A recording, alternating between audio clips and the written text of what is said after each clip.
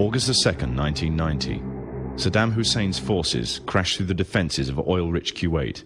In fear of an Iraqi invasion into Saudi Arabia, the United States and her coalition allies poured into the Arabian Peninsula to form a deterrent that would be known as Desert Shield. The result was a series of diplomatic talks, negotiations and counter-negotiations that rapidly declined into a no-hope situation. On August the 17th, 1991, Desert Shield became Desert Storm.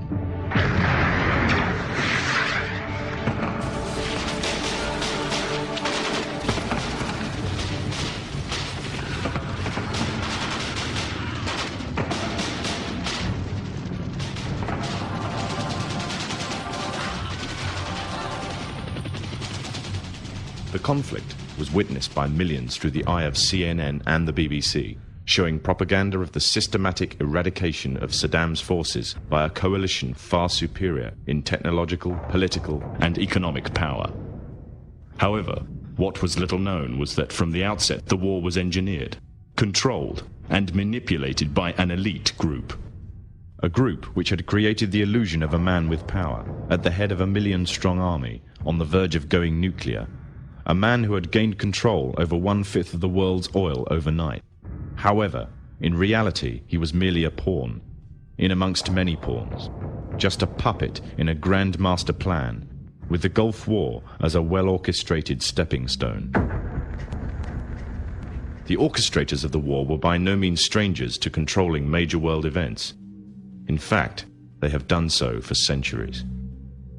From the shadows, they have engineered every major war, revolution, and recession.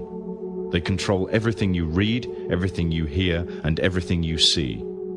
They have managed to indoctrinate an entire populace to their way of thinking, and have infiltrated key positions in places of authority. And it is from the shadows that they have created a new political order, a new economic order, and more sinister, a new religious order. Their ultimate aim is total global domination, and they will stop at nothing to reach their goal. the goal that was outlined in a speech given by former President of the United States, George Bush. What is at stake is more than one small country. It is a big idea, a new world order.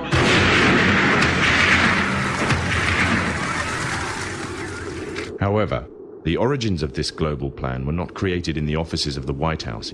In reality, their roots lay in another war. This time, the year is 1095, and the place, Clermont, France.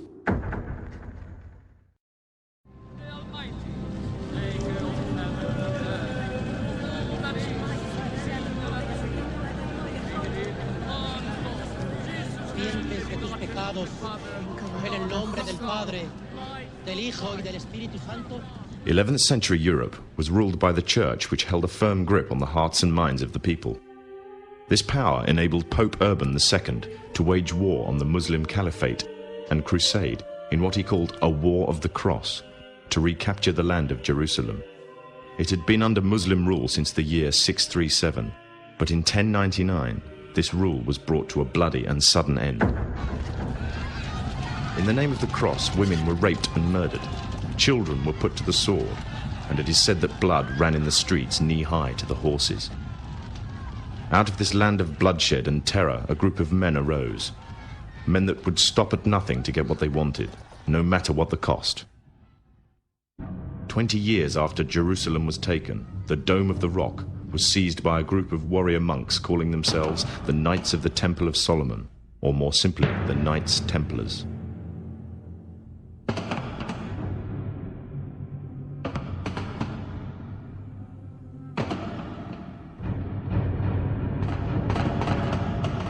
In Jerusalem, the Templars began to deviate further and further away from the practices of Christianity. They learnt the secret arts of the Kabbalah, an ancient form of Jewish magic, along with its dark rites and rituals. The Jews had learnt the arts from the pagans of ancient Egypt during the times of enslavement to the Pharaoh and developed them into Babylon at the time of Nebuchadnezzar. In 1307, King Philippe of France arrested them for charges of denial of Christ, homosexuality, and idol worship, as well as magic.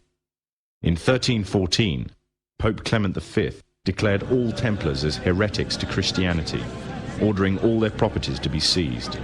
Their leader, Jacques de Molay, was captured and burnt to the stake. The Templars were cornered, and just when it seemed they were finished forever, a glimmer of hope arose from a seemingly certain end. They were to find a safe haven as well as an ally. But not in France. In fact, in a country in a desperate struggle for independence against the English, the country of Scotland.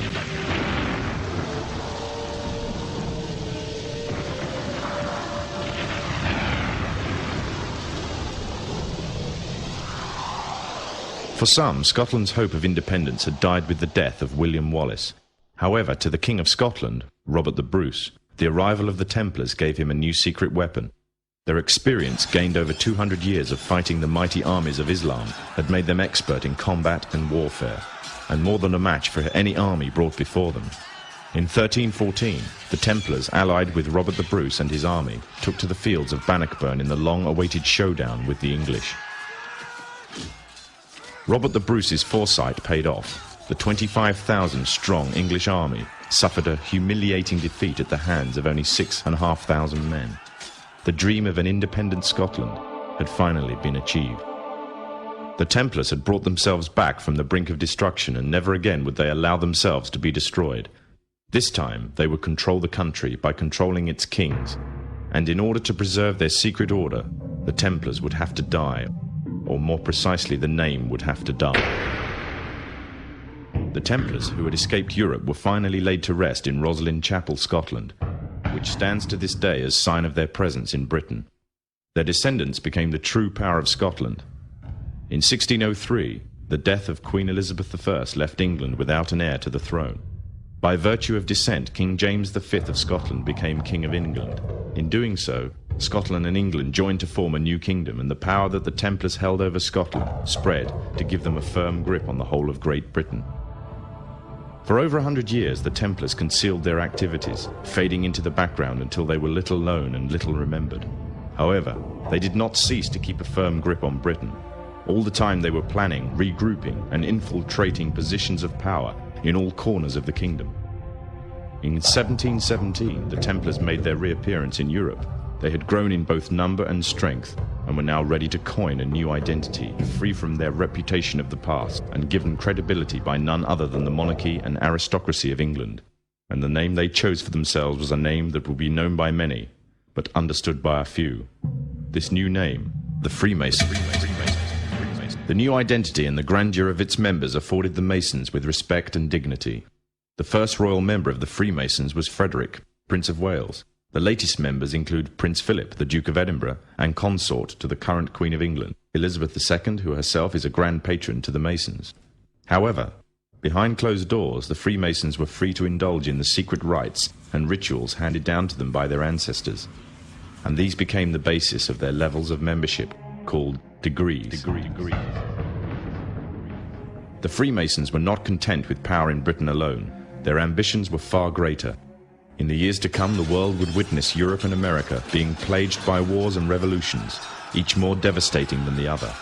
However, these would not be as commonly believed, the spontaneous effects of a downtrodden people, but in fact schemes created by the exclusive few driven by hunger for absolute power.